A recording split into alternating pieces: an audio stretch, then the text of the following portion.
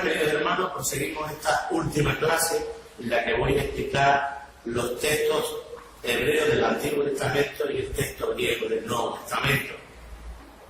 La verdad que esta es una de las clases que más me apasiona, porque siempre me han encantado los textos de la Biblia. Hay preguntas que surgen rápidamente en los textos y nos preguntamos, bueno, ¿cómo surgió la Biblia? ¿Cómo surgió los textos que tenemos hoy de nuestra Biblia? La historia de la investigación moderna sobre el texto hebreo es la historia progresiva y la recuperación en el primer momento del texto vocalizado que adquirió su punto de estabilidad a finales del siglo IX o X, mejor dicho, después de Cristo.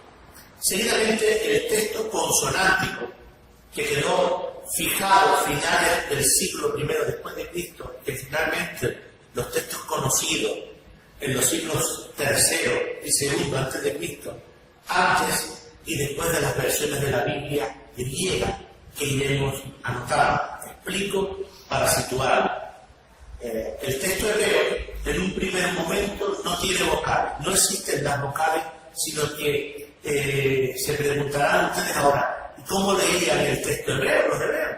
Porque muchas vocales hacían base de consonantes, muchas consonantes hacían base de vocal, mejor dicho, y entonces podía leerlo. En el tema de que ahora iremos viendo, la transmisión del texto desde un primer momento del texto consonántico va teniendo una historia del texto a lo largo de los siglos. Y solo es hasta después del siglo I, del Concilio de Nicea, donde se cierra ese canon del Antiguo Testamento y se da esa valoración, porque en los textos iremos viéndolo progresivamente y vamos viendo cómo va cambiando, ¿no? Y claro, hay un problema, que muchos textos del Antiguo Testamento son traducidos al griego.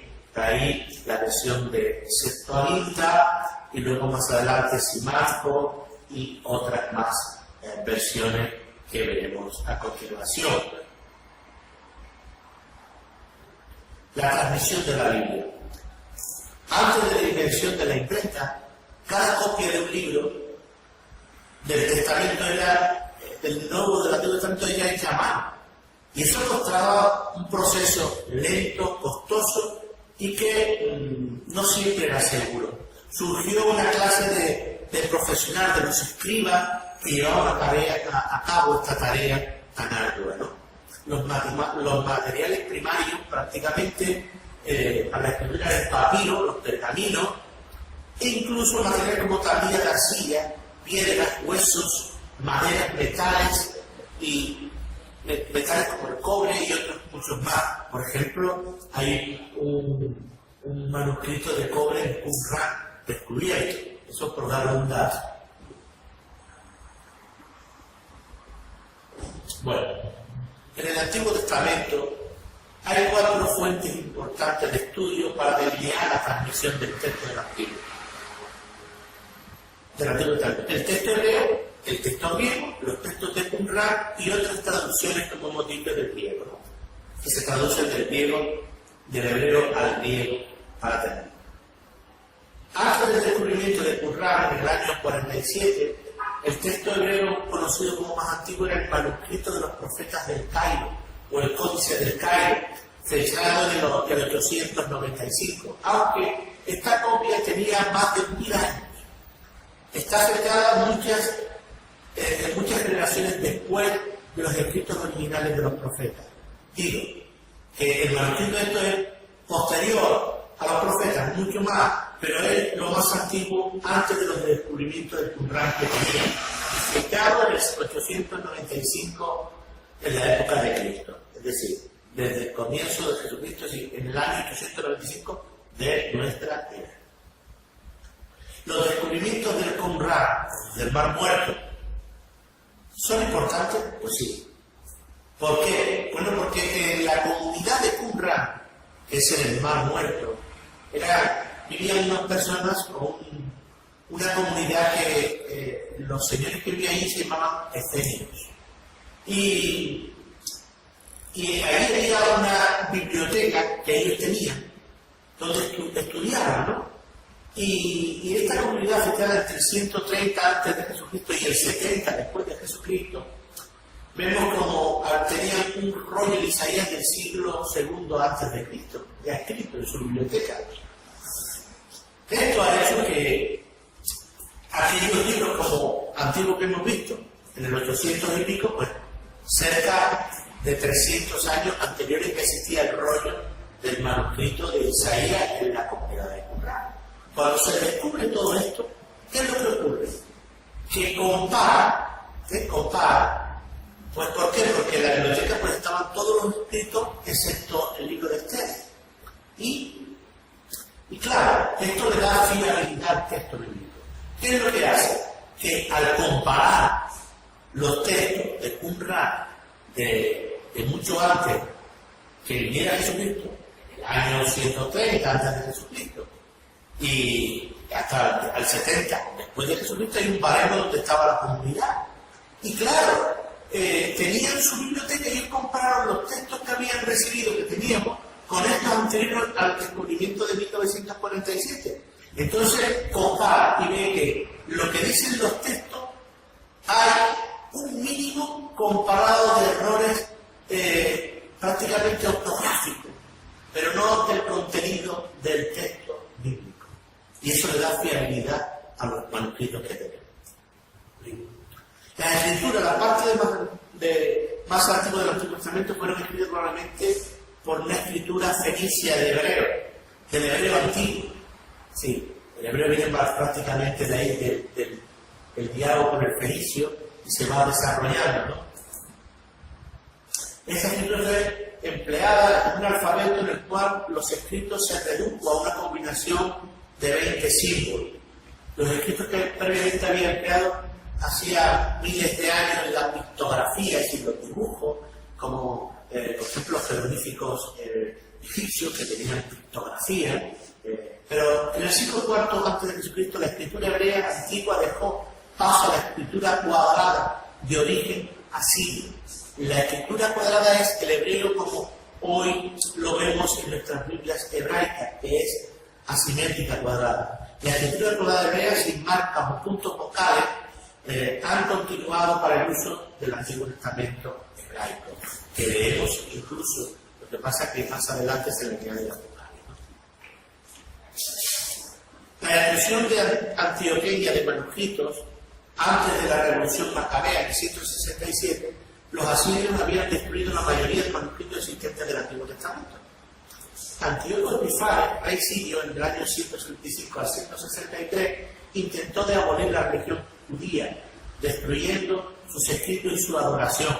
La comunidad de Qumran hizo una contribución significativa en preservar los rollos del Antiguo Testamento. Durante este periodo, aparte de los escritos de Qumran, no ha sobrevivido ningún manuscrito de los libros del Antiguo Testamento antes del siglo IX, antes de Jesucristo. Fijaos cómo va dibujando toda la cuestión de la perseverancia y la preservación del texto. Los manuscritos bíblicos modernos, prácticamente, que tenemos son la Biblia hebrea que utilizamos, es la Biblia de Quite, que está basada en los primeros manuscritos que se encuentran en todos estos, y también la Biblia hebraica estucartense. Una es anterior a la Segunda Guerra Mundial, la de Quite, y luego la hebraica estucartense más actual.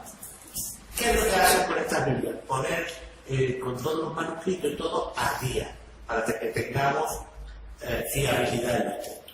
Ahora vamos a hablar un poco de manuscritos, de códices, de cosas. Nos vamos a dividir prácticamente, vamos a ver los códices por año para que veamos un poco. Por ejemplo, tenemos el códice del Cairo, ahí tenéis una representación. El manuscrito masorético de los profetas más antiguos que se conozca es este, del 895. El códice de Leningrado, los profetas posteriores, en el 916, otro manuscrito. Fijaos cómo se va relacionando el tema de los manuscritos. El códice de Alepo en el 930 de nuestra era. El manuscrito de todo el Antiguo Testamento que se quemó parcialmente en una sinagoga de Alepo en el año 1948. Este es el manuscrito donde contiene el Antiguo Testamento prácticamente entero, pero se quemó en el año 48. El Códice de Leningrado de todo el Antiguo Testamento del 1008. En este manuscrito, hoy muchas de nuestras Biblias están basados en la Biblia hebraica estudiantense. Muy importante este códice. Creo que es el códice de los más importantes del Antiguo Testamento. Durante la reedificación de la sinagoga antigua en el Cairo en 1890, fueron descubiertos alrededor de 200.000 fragmentos de escritos bíblicos y de otro tipo. Para prevenir el mal uso de un manuscrito que no tenía el nombre sagrado, los judíos colocaban los manuscritos gastados en una geniza. Explico qué es una geniza. Una geniza era un cuarto donde tenían la sinagoga. La parte de atrás, posteriormente, siempre que los ponían ahí arrimados, porque para ellos el nombre de Dios era impronunciable. Entonces, cuando ellos leían un manuscrito, llegaban al nombre del tetragrámaton y hacían un silencio y decían: Adonai, mi Señor. Nunca pronunciaban el nombre de Yahvé. Nunca. Lo consideraban sagrado. También añado algo a esto de la geniza, es que muchos fragmentos están fechados entre los siglos VI y IX después de Jesucristo, pero no está entero. Incluso muchos manuscritos los enterraban en arena para que no lo destruyera el ser humano. El papiro de Nash se llama así por el hombre que lo descubrió, que fue en 1902. Es una hoja de papiro que contiene una copia de los 10 mandamientos, el Shema, y también el Shema, ¿no? El Deuteronomio 5.6 y el 6.4. Y es una colección breve de textos que fue utilizado para el propósito litúrgico y educativo. John Albee, el arqueólogo famoso, lo fechó en el periodo de los Macabeos. Otros eruditos lo ubican más tarde.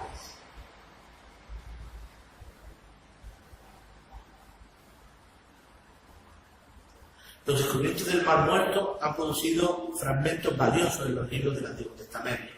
Solo está completo el manuscrito de Isaías, que es una joya. Un comentario que contiene los 2 primeros libros de Habacuc. Brinda un ejemplo al método judío de interpretación. Es decir, en Qumran se descubren las grandes maravillas de los textos bíblicos antiguos. Texto masorético. ¿Qué es esto del texto masorético? Vamos a ver. Alrededor del año 10, los líderes judíos produjeron una versión común del texto hebreo de consonantes del Antiguo Testamento. Explico un poco esto.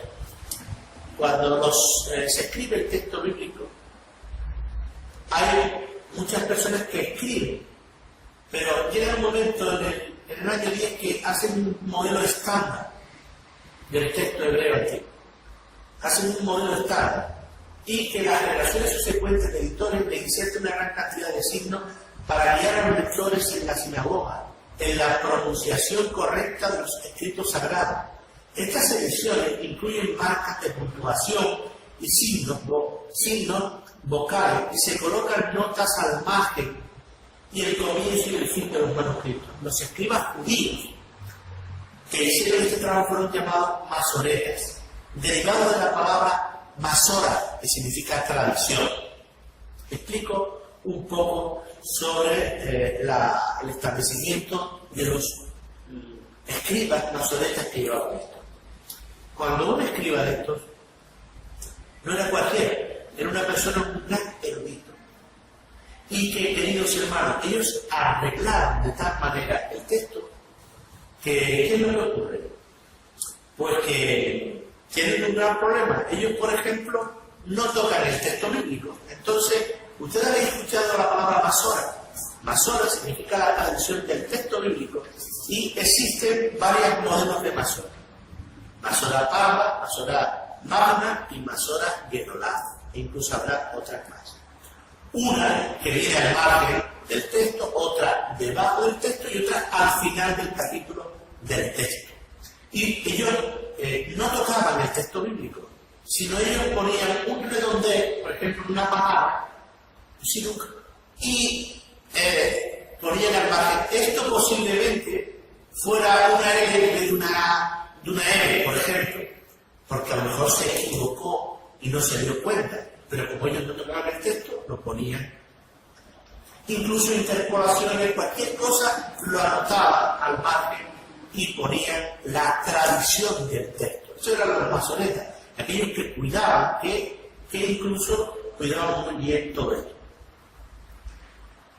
Nuestra Biblia hebrea está basada en la obra de estos eruditos judíos, aunque el manuscrito más central del texto masorético está fechado en el año 895, que ya hemos visto. De acuerdo con el rollo 106 de Qumran, es asombroso porque lo compara y ve que los descubrimientos del Qur'án ha preservado esa tradición del texto. Bueno, después tenemos el Pentateuco samaritano, que no hemos hablado. El Pentateuco samaritano es una traducción, una versión del Antiguo Testamento. No es una versión del Antiguo Testamento, sino que es una traducción textual distinta a la escritura de la Biblia hebrea. Contiene los 5 libros de Moisés, el Pentateuco, y la división entre los judíos y los samaritanos surgió posiblemente durante el periodo de la reedificación de Jerusalén por Nehemías, cuando vinieron del exilio, forzando a los samaritanos a edificar su templo y adoptar su propio canon. Los samaritanos adoptaron los libros de Moisés a su manera, ¿no? Y el manuscrito más antiguo de forma de rollo del Pentateuco, pues data de la mitad del siglo XI. El códice más antiguo tiene una nota en cuanto a su venta en 1150, en el año 1150, pero el manuscrito es mucho más antiguo. El Pentateuco más samaritano tiene aproximadamente 600 variantes con el texto masorético, pero son más bien insignificantes. Fijaos que la tradición incluso en esto, aunque tiene 600 diferencias, no del contenido significativo, sino a lo mejor en unas expresiones, en unos acentos, pero prácticamente contenían también lo de esto. Y esto sucede por el problema de no contaminarse con los judíos, porque sabían que los samaritanos se habían casado con gente que no era judía. Entonces, claro, tenían el matrimonio y ya eran rechazados. Bueno, ahora llegamos a la Septuaginta o versión de los 70. Esta es una versión que nace en Alejandría y que, claro, hay un gran problema. No sabemos exactamente, prácticamente no sabemos a ciencia cierta la historia de la Septuaginta. Hay dos versiones o dos formas. Una que es la carta de Arístenes, la señora, y luego tenemos prácticamente lo que Flavio Josefo dice en su libro, creo, La guerra de los judíos, o Antigüedad de los judíos, mejor dicho. El Pentateuco cuenta bien prácticamente, que es lo primero que se traduce de la Septuaginta, es alrededor de 250 antes de Jesucristo. Y esta carta, o este tema de Flavio que habla de que este señor de Alejandría, Ptolomeo, el rey de Alejandría, pues manda a que hagan una traducción. ¿Por qué? Porque vivían muchos judíos allí y porque interesaba también que la biblioteca de Alejandría tuviera un texto de la Biblia. Y claro, se hace un pliego de descargo, prácticamente le pide un escrito a este hombre, al sacerdote Sia de Jerusalén, para que mande a 72 eruditos y que en 70 días terminen la traducción de la Biblia. Eso cuenta. Lo bueno es que el tema de la Septuaginta ha hecho cambiar todo el ambiente y que incluso la Biblia que leen los discípulos de Jesús es Septuaginta. Leerán un poquito de hebreo, pero la que leen más es Septuaginta, la versión griega del Antiguo Testamento, porque es la más que circulaba. Aparentemente Jesús y los apóstoles usaron la Septuaginta y se tomaron de ella la mayoría de citas del Nuevo Testamento. Fue perpetuada por los cristianos en vez de los judíos, y los códices más antiguos de ella incluyen también los escritos del Nuevo Testamento. El mejor manuscrito de la Septuaginta es el del Vaticano, códice B, fechado el 325 después de Jesucristo. ¿Qué ocurre? Hay unas versiones griegas. ¿Por qué? Porque los extremistas judíos decían que ese texto era muy helenístico. Y claro, cuando fue traducida la Septuaginta, la comunidad de Alejandría dijo que era hermosa, piadosa y exacta. Pero Filón habló de la traducción como un trabajo de inspiración divina y de los traductores como profetas. Pero como los cristianos hicieron mucho uso de la Septuaginta, en su disputa con los judíos, estos rechazaron totalmente la Septuaginta. Y entonces, ¿qué es lo que hicieron? Ellos continuaron necesariamente con las traducciones griegas, pero hubo otras nuevas traducciones. Una de las traducciones fue hecha por Aquila en el 130 después de Jesucristo. Aunque tenía un buen conocimiento del idioma griego, produjo una traducción tan literal que no sonaba en absoluto como griego. Otra traducción griega fue la de Simaco en el 170 y una tercera la hizo Teodosio alrededor del 200. Fijaos cómo va la Biblia corriendo, ¿no? Luego nos encontramos con la Hexapla. Hexapla son, le llaman así, porque tenía 6 columnas. Una columna del texto hebreo, y esto lo hizo Orígenes de Alejandría, ¿ok?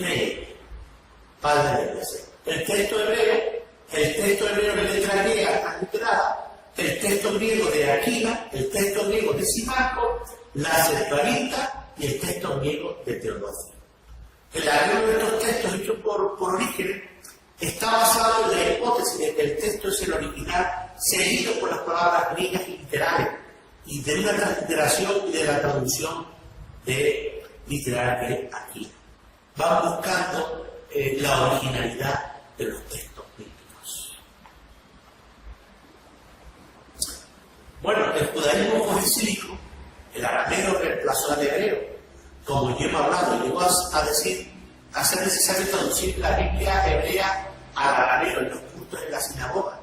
El acto de traducir fue llamado el Targum, y la traducción misma del Targum podía ser oralmente o como un comentario interpretativo. Bueno, de hecho, no sé si os dais cuenta que cuando Esdras viene del exilio, les tiene que leer la Biblia en hebreo, porque prácticamente los hermanos que había del pueblo que había venido hablaba arameo, prácticamente, y hace los Targum. Son como una paráfrasis del texto para que lo entendamos. El Talmud palestiniano. El antiguo Talmud palestiniano sobre el Pentateuco es conocido con fragmentos sobrevivientes de 7 manuscritos de los siglos VII o IX. El Talmud de Onkelos también es sobre el Pentateuco. El Talmud de Jonatán sobre los profetas llegó a ser oficial por el siglo V. Os estoy dando toda esta variación para que vean cómo el texto ha ido variando y cómo hay muchísimas cosas. Cuando muchas veces las personas me dicen, no, el texto hace. Cuidado, esto es muy largo de contar. Luego venimos a la traducción de la Peshita, que seguramente muchos lo habéis escuchado. La iglesia siria requirió una traducción simple del Antiguo Testamento en arameo, siríaco, un dialecto arameo palestiniano. Y la Biblia siríaca se conoce como Peshita, que significa traducir simple. Se hizo la traducción probablemente en la mitad del siglo I. Y luego, con esta cerramos ya el texto, es la traducción latina, oital antigua o vetus latina. Con la expansión del idioma oficial, y ya estamos hablando de la época de este hombre famoso, San Jerónimo, vemos como la traducción latina de la Septuaginta estuvieron en uso por el 150 después de Jesucristo. Pero claro, al ser el Imperio Romano, pues ya tradujeron el Antiguo Testamento al latín. Y esta es la traducción del Antiguo Testamento. La ítala. Luego ahora vamos a ver la última, la Vulgata de San Jerónimo, que es en el año 400, que reemplazó a la antigua versión ítala que estábamos leyendo. Y con esto cerramos el texto del Antiguo Testamento. Ahora vamos a seguir con el Nuevo, con el texto del Nuevo Testamento, y es un texto que es apasionante. El texto del Nuevo Testamento es apasionante. Sé que os ocupa un poquito más de tiempo, pero la verdad, queridos hermanos, que vale la pena. Vale la pena porque, pues, nos lleva a descubrir cosas importantísimas. El texto del Nuevo Testamento. Los manuscritos más antiguos del Nuevo Testamento están en existencia, están sobre papiro.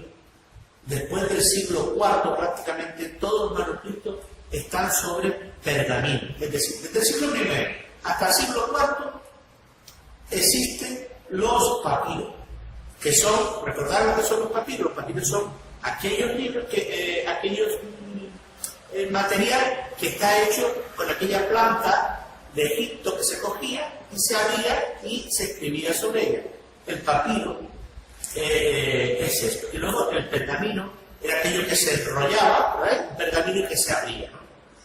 Bueno, en el 331 Constantino ordenó que fuera hecho en pergamino 50 copias de la Biblia para su iglesia.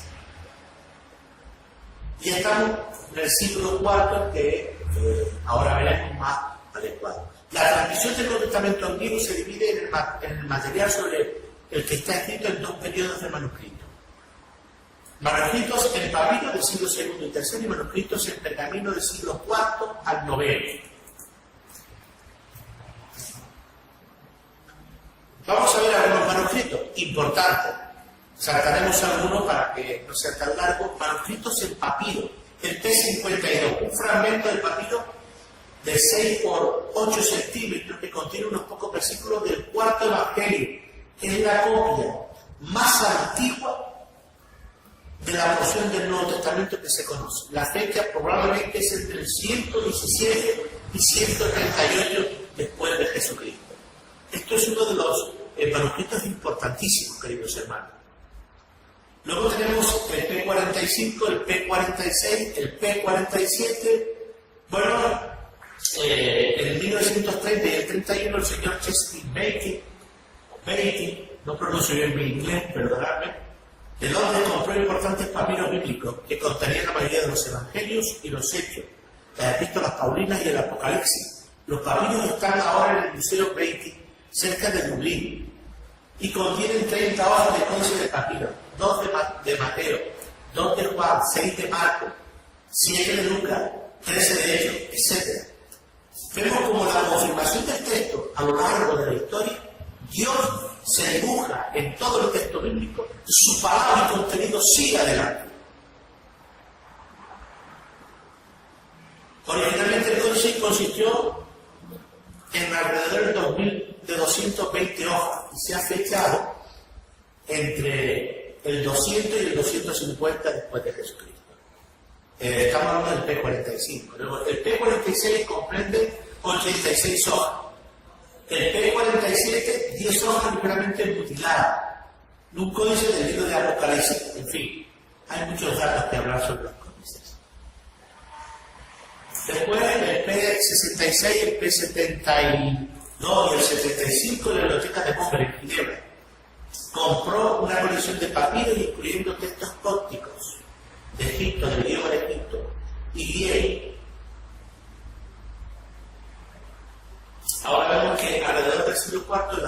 Testamento y el Nuevo fueron transmitidos juntos por la Iglesia sobre el pergamino en forma de códice. Y el libro era escrito en unciales, en letras mayúsculas, queridos hermanos. Dejamos ya el pergamino, ahora dejamos el papiro, era el pergamino. Bueno, en este concepto nos encontramos con el Códice Vaticano. Este códice es muy, muy importante del siglo IV, ¿no?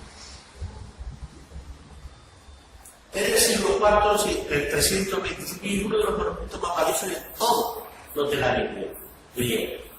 Está en la Biblioteca del Vaticano y ha estado disponible a los eruditos solo en el siglo pasado, debido a la reluctancia de las autoridades, a los bibliotecarios que no dejaban que se acercaran para ver el texto bíblico y para que no fueran manipulados.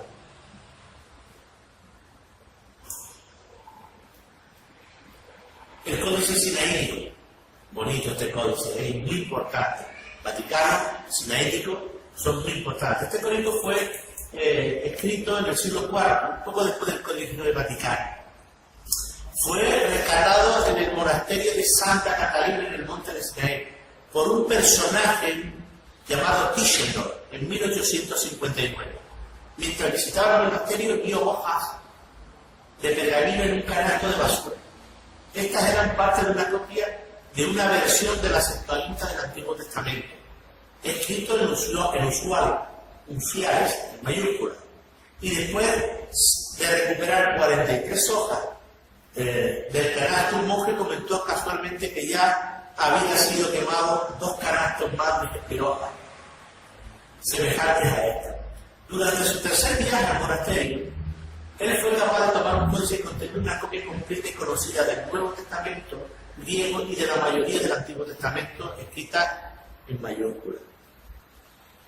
¿Qué es lo que ocurre? Que este hombre Tischendorf persuadió a los monjes para que hicieran una donación, el zar de Rusia, y compraran el manuscrito. El gobierno británico compró el manuscrito a Rusia en el año 1933, por un valor aproximado de $500,000. Y está ahora en el Museo Británico. Códice Alejandrino. Este código fue escrito en el siglo V y contiene el Antiguo Testamento excepto las mutilaciones y la mayoría del Nuevo Testamento. Fue presentado por el patriarca de Constantinopla al rey de Inglaterra en 1627. Códice Efrainito Rescriptus. Este manuscrito es del siglo V y fue borrado en el siglo XII, y las hojas fueron utilizadas para una traducción griega de los sermones de San Efraín. Usando medios químicos, Tischendorf fue capaz de descifrar los escritos originales de este palimpsesto. Y dice palimpsesto, voy a explicar esto. Este hombre, este códice, como está escrito sobre mi tela, fue raspado. Y claro, lo que rasparon era para escribir unas sermones de otra persona. Pero a través de este hombre Tischendorf que lo encuentra, ¿qué es lo que ocurre? Que a través de un tema químico que vierte sobre los manuscritos sale a reducir todo el tema bíblico que había debajo. Códice de Beza. Fue un erudito francés que sucedió a Calvino como líder de la Iglesia en Ginebra y presentó en la Biblioteca de Cambridge en 1581 un manuscrito del siglo VI de los Evangelios, hechos en griego y en latín y en hojas enfrentadas. El códice contiene desviaciones de libros y palabras y oraciones de lo que se ha tomado como el texto normal del Nuevo Testamento. Muy importante el texto también. La Vulgata de San Jerónimo del 392, el Papa Damaso comisionó a San Jerónimo para que revisara la producción de la antigua latina, la latina antigua, y que pues hiciera un texto más actual con la Vulgata latina. Llegamos al texto impreso del libro del Nuevo Testamento. Esto es el kit de la cuestión, donde comienza a hacer el avivamiento de los estudios del Renacimiento en el siglo XV. Creó la edición de estudiar la literatura del texto original. El primer intento de imprimir la Biblia en griego era difícil y costoso, pero debía imitarse las escrituras a mano y a minúscula, más bien pequeña.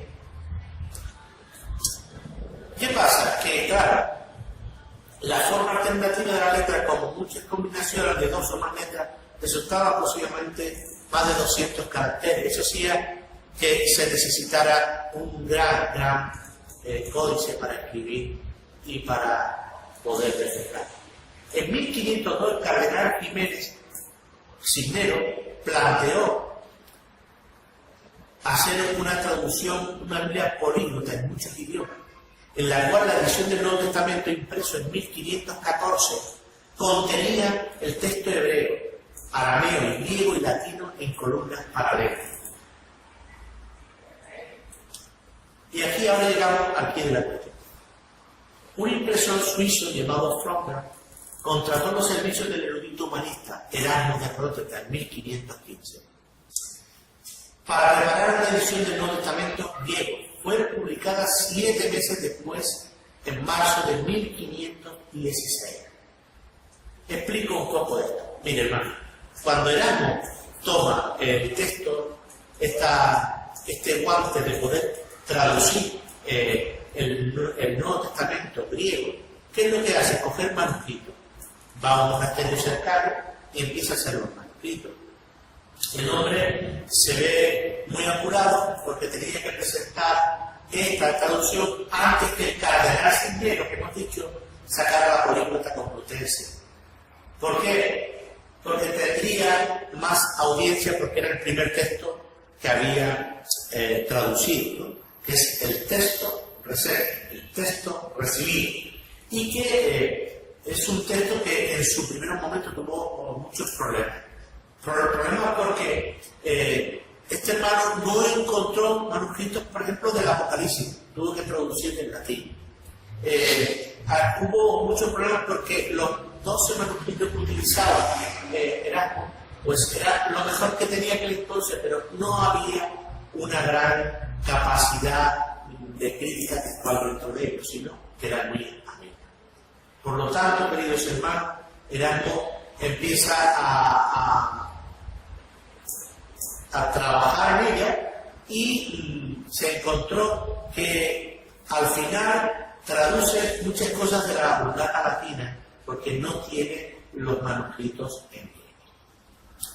La segunda edición fue utilizada por Lutero para su traducción de la Biblia alemana, que traduce, y la cuarta edición del texto de Erasmo fue mejorada por correcciones basadas en el texto superior usado por la Biblia políglota de Jiménez, del cardenal Jiménez, por supuesto. El texto era basado del cardenal Jiménez en manuscritos muchísimo más superior que el que encontró Erasmo de Rotterdam. Quiero decir con esto también que hoy nuestras traducciones que utilizamos en nuestras Biblias, pues utilizamos el texto de Nestle y Young, que va por la 28 edición del texto de Nestle y Young, que para hablar del texto del griego y del Nuevo Testamento nos tiraríamos muchas horas hablando de ello. Pero yo quiero aportar y que recomiendo a todo el mundo que me vea, pues que se compre el texto del Nuevo Testamento o de Bruce Menger o el texto del Nuevo Testamento de Adams, que la puede encontrar en la Sociedad Bíblica. Hoy los textos que ya hemos dicho que se utilizan en nuestras traducciones, la gran mayoría, no todo, es basado en la Stuttgartense para el Antiguo Testamento y el Nuevo Testamento, la Biblia del Nuevo Testamento griego de Nestle y Young, la 28 edición que se está haciendo.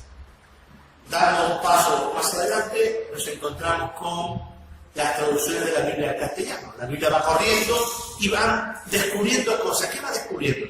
Que el idioma, pues cada persona quiere tener en su lengua, pues la Biblia para poder verla y entender el mensaje del Señor.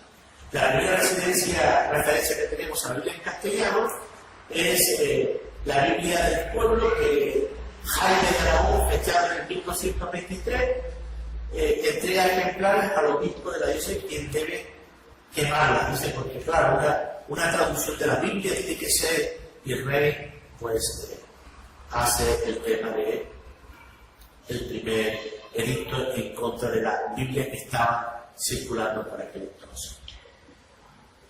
La Biblia alfonsina, la primera versión de la cual tenemos datos precisos, es la traducción bastante literal de la Vulgata hecha por Alfonso X de Castilla, que apareció en 1280.